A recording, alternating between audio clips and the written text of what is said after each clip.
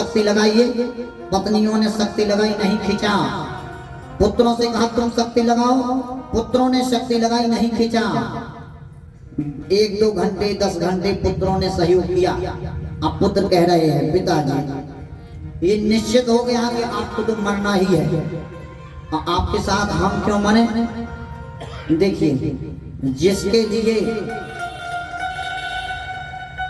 जिसके लिए माँ और बाप मरते हैं जीवन भर, जिसके लिए माँ और बाप जीवन पर्यंत तप करते हैं, वही बच्चे जवानी में वृद्धावस्था में मरने के लिए छोड़ देते हैं, जाओ मरना।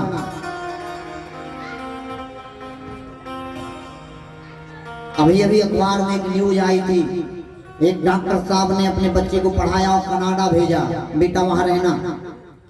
और यहाँ डॉक्टर साहब को बीमारी हुई, मरने वाले हैं, मर ही गए।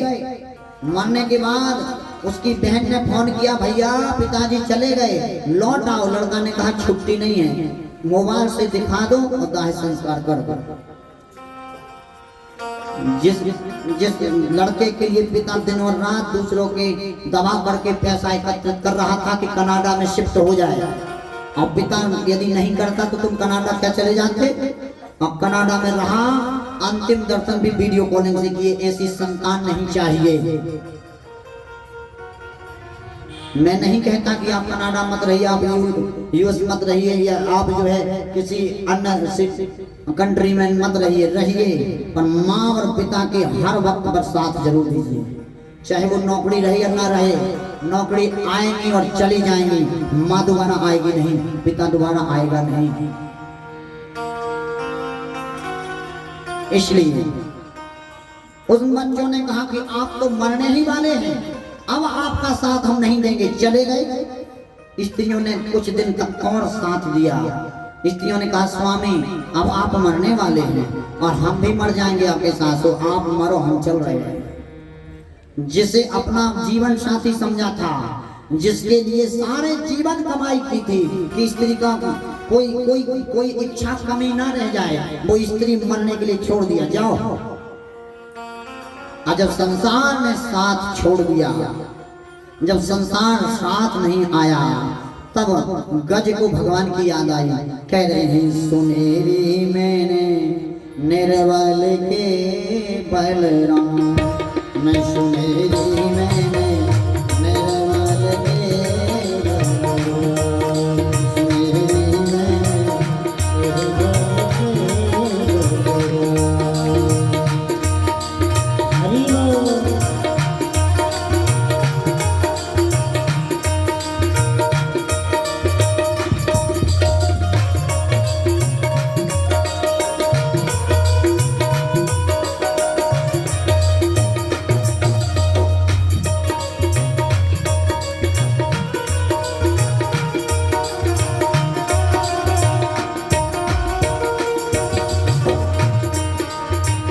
पिछली शाख भरोसा करो के, पिछली शाख भरोसा करेगी, बड़े सवारे काम अरे सवारे का। हाँ पिछली शाख भरोसा करो के, अरे सवारे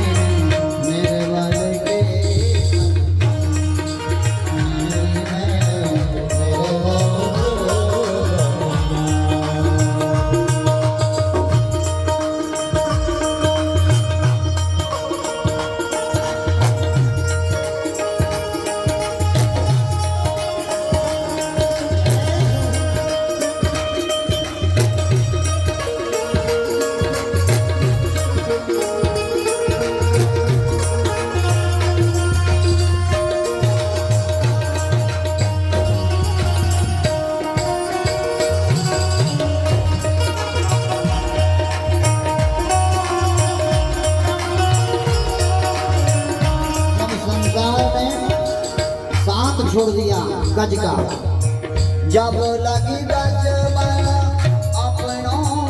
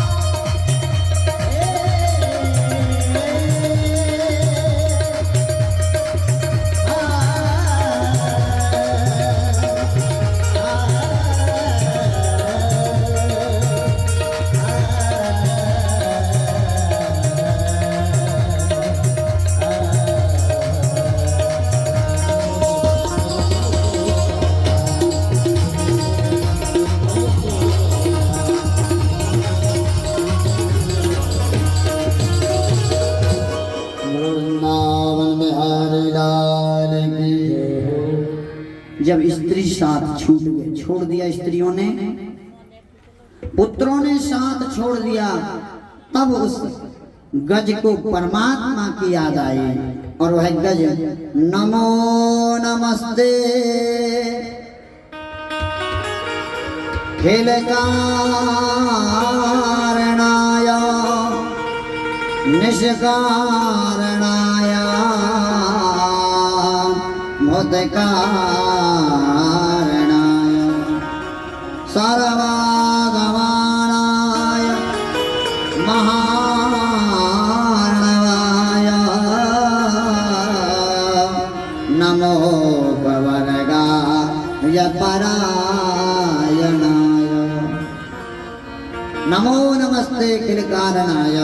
हे जगत के अखिल ब्रह्मांड नायक, हे ईश्वर, संसार ने मुझे त्याग दिया है, अब मैं आपको एक कमल रूपी पुष्प अर्पित करता हूँ, आप आइए प्रभु।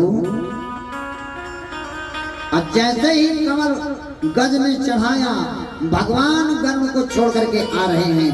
गुजरात में एक सुंदर पद लिखते हैं यहाँ, केशव काला रूप विशाला करुण तजी भगवान चले।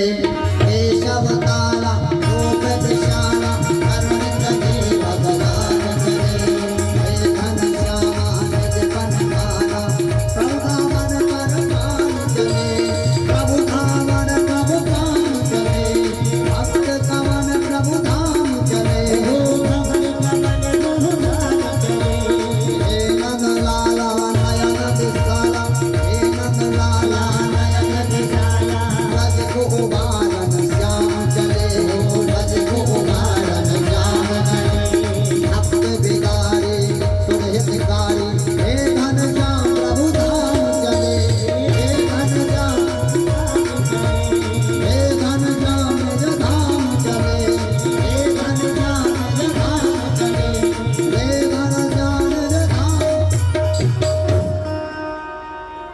केशव काला रूप विशाला करुण तजी भगवान चले।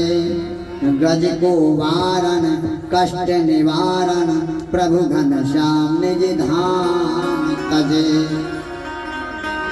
गरुड़ को छोड़ दिया भगवान ने, अब गरुड़ को छोड़ करके परमात्मा गज की विनती सुनने के लिए आ रहे हैं।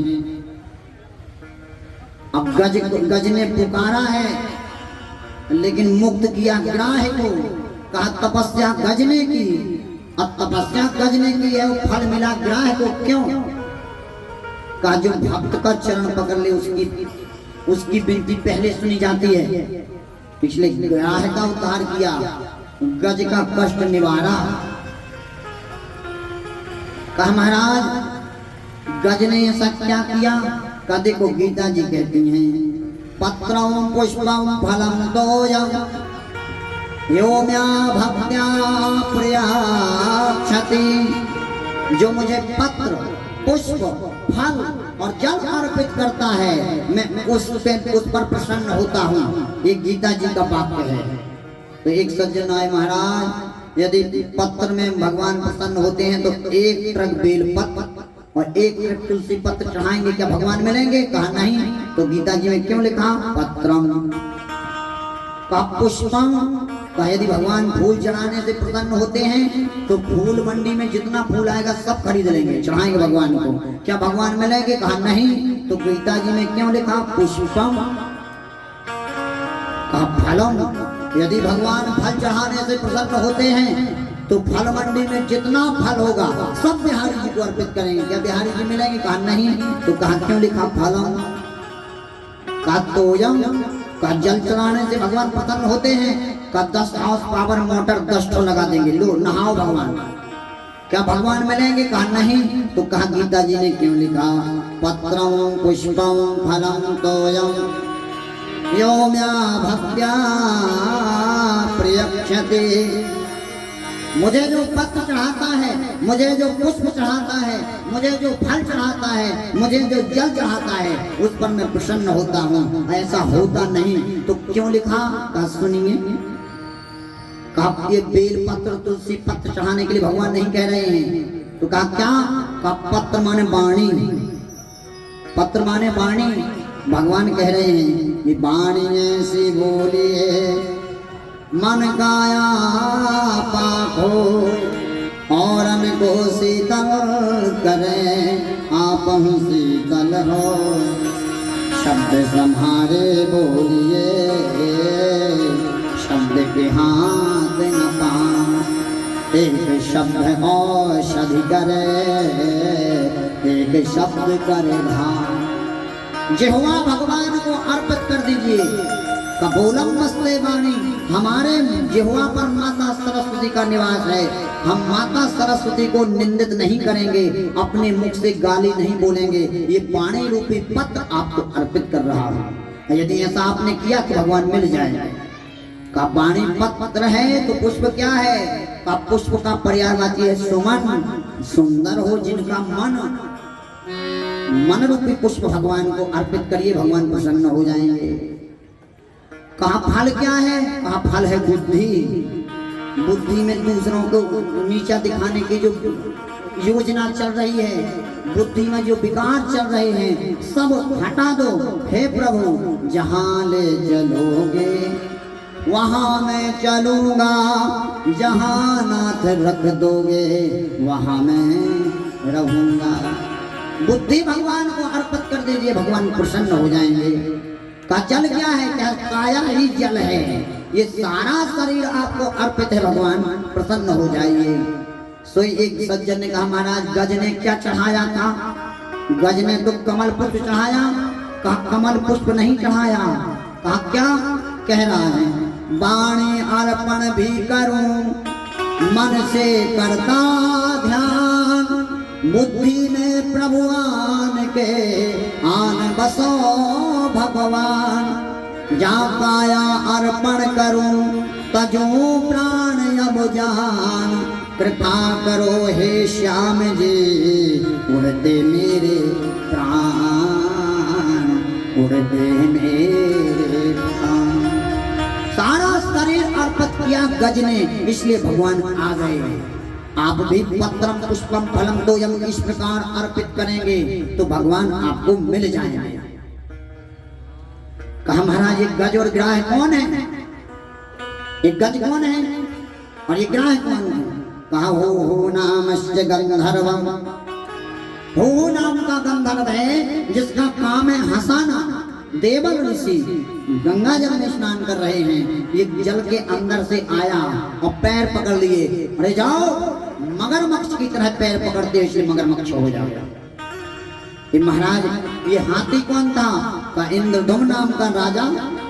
शरीर का घमंड था कि मैं बहुत बलवान हूँ, बहुत पहलवान हूँ। महर्षि अगस्त्य सामने थे, प्रणाम नहीं किया। अगस्त्य जी ने कहा जाओ हाथी की तरह चल, तो इसलिए हाथी हो जाओ।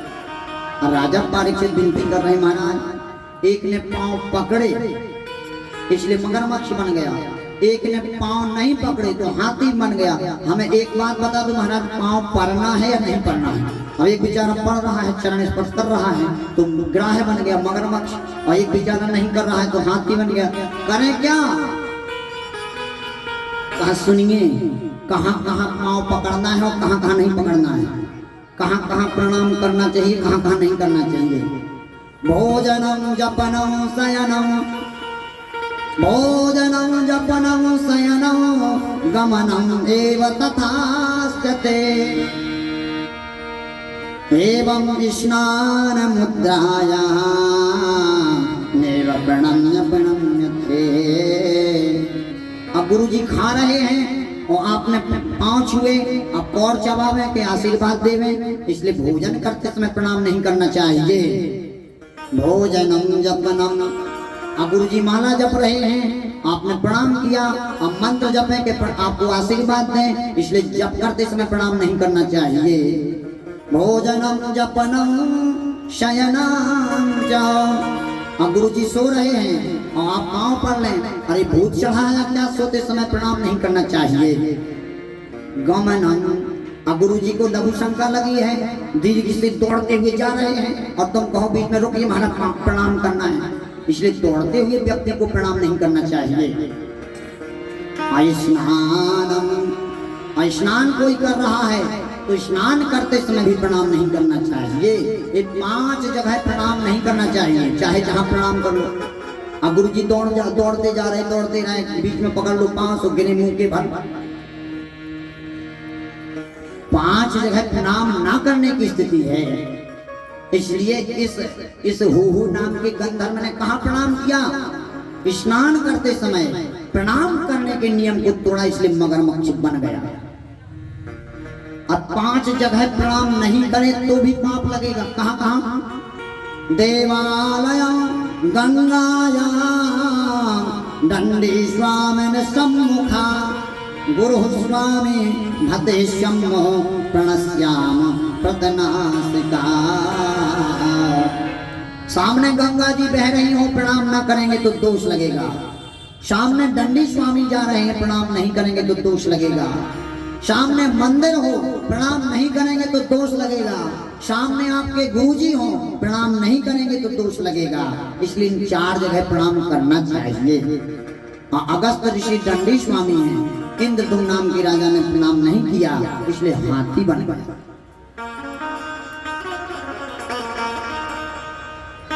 गजोर ग्राह की कथा मात्र वेद व्यास जी ने इसलिए लिखी है कि भगवान केवल मनुष्य पर कृपा नहीं करते, भगवान पशुओं पर भी कृपा करते हैं। और भगवान ये शिक्षा देना चाहते हैं कि कहाँ प्रणाम करो भैया, कहाँ प्रणाम ना करो। कभी कभी पूजा का भी साइड इफेक्ट होता है, ध्यान रखना। कई लोग कहते हैं महाराज हमने भगवान की बहुत पूजा की, पर भगवान ने हमें दुख क्यों दिया?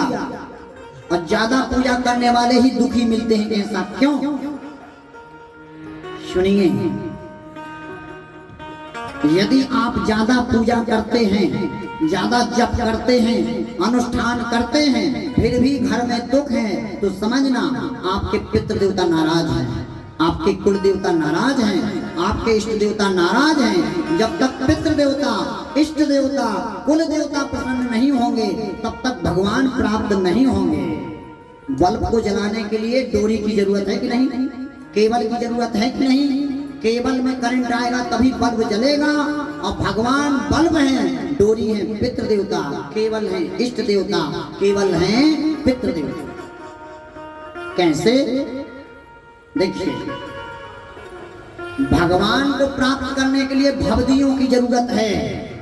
भगवान तभी मिलेंगे जब भवदीय मिलेंगे। और भवदीय कौन है? सुनिए, एक राजा को एक पंडित जी रोज कथा सुनाते थे शाम को, और राजा भी शाम को कथा सुनता था।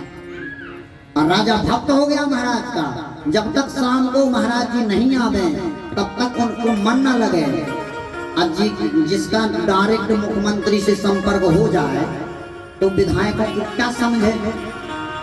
अब पंडित जी का डायरेक्ट संपर्क हो गया राजा से, तो सेनापति, पहरेदार और मंत्री को क्या समझे? मंत्री और सेनापतियों ने कहा कि ये बात अच्छी नहीं है, ये पंडित हमें बिल्कुल भाव नहीं देता। एक काम करना। कहा क्या? आज के बाद पंडित को राजा से नहीं मिलने देना। कहा राजा नाराज हो, बोले हम संभाल लेंगे। महाराज जी आए दरवाजे पर, द्वारपालों ने कहा महाराज आज आप अंदर नहीं जा सकते। कहा क्यों? कहा आज महाराज जी नहीं हैं, शिकार पर गए हैं। बेचारे पंडित जी लौट गए। राजा ने कहा पंडित जी क्यों नहीं आए? बोले महाराज बड़ी बड़ी समस्या है, गुरुजी 7 दिन कहीं भागवत करने के लिए चले गए। अच्छा 7 दिन के बाद आएंगे। अब बेचारा 1 दिन गिने राजा, 2 दिन गिने, 7 दिन हुए वैसे ही पूछा मंत्री महाराज जी क्यों नहीं आए? महाराज बड़ी घटना घट गई। क्या हुआ? महाराज जी गए थे कथा करने, और कथा करते करते अटैक आ गया, चले गए। अरे राम राम राम, इतने अच्छे पंडित जी थे, चले गए, कोई बात नहीं। और यहाँ महाराज जी से कहें कि महाराज जी राजा है ही नहीं, अब महाराज जी को आने ना दे और राजा से मिलने ना दे। 2-3 माह के बाद महाराज राजा ने कहा मुझे नगर भ्रमण करना है, और राजा नगर भ्रमण करने के लिए चला। पंडित ने कहा आज तो मैं मिल ही लूंगा। अब मंत्री ने कहा कि पंडित जहां मिले पकड़ के जेल में डाल दो, जब तक राजा नगर में घूमे तब तक पंडित बाहर नहीं दिखना चाहिए। अब पंडित को इस बात की सूचना लग गई, तो एक पीपल के पेड़ पर चढ़ गए, डाली नीची थी, यहाँ से राजा निकलेगा, यहीं से हम कह देंगे कि हम जिंदा हैं। अब महाराज का रथ निकला, राजा का रथ निकला, और रथ पीपल के नीचे आया। सोई पंडित चला, अरे महाराज राजा। राजा ने ऊपर देखा, और ये तो महाराज जी हैं, पंडित जी हैं। मंत्री जी हो जो ये पंडित आप कह रहे थे इसको ये मृत हो गया। नहीं महाराज आप समझिए, पंडित मरे तो कहाँ रुके? पीपल पे। अब बनेगा बनम तो कहाँ रुकेगा, पीपड़ा पे ना रुकेगा। तो महाराज ये मर गया है और ब्रह्म बन गया है, ब्रह्म राक्षस बन करके पीपल है। तो ही राजा ने कहा जल्दी चलो कहीं खतरा ना हो जाए। अर्थात यह कथा मैंने केवल इसलिए सुनाई कि राजा से सेनापति और मंत्रियों ने नहीं मिलने दिया। क्यों? क्योंकि वो आप पर प्रसन्न नहीं थे। इसी प्रकार यदि इष्ट देवता, पितृ देवता, कुल देवता आप पर प्रसन्न नहीं होंगे तो खूब 18 पुराण करो, भगवान को पता ही नहीं लगेगा कि तुम पूजा कर रहे हो कि नहीं। भगवान तभी मिलेंगे जब इष्ट देवता, पितृ देवता और कुल देवता प्रसन्न होंगे, तभी परमात्मा मिलेंगे। अन्यथा चाहे करोड़ों का यज्ञ कर लो, भगवान को पता ही नहीं कि आप पूजा कर रहे हैं, क्योंकि आपकी पूजा की खबर तो यही लोग ले जाते हैं और ये लोग ले ही नहीं जाएंगे तो पता कहां से। इसलिए जब तक आपके घर में पूजा करने से दुख है, विपत्ति है, इसका मतलब आपके पितृ नाराज हैं, आपके इष्ट देवता नाराज हैं, आपके कुल देवता नाराज हैं। भगवान की भक्ति करें। सुंदर कथा।